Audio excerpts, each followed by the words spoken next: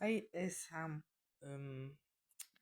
Jeg har købt en ny telefon i dag, så derfor jeg har nogle følgere på min YouTube-kanal.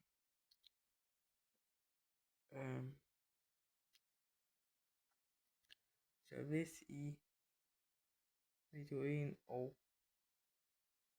følge mig, når I ser min video, så tror I derom op på det samme mere. Så ja, så nu er jeg bare i tilbage og se det er værd på min fjernsyn. Så men vi bare ses i næste video. Hej hej.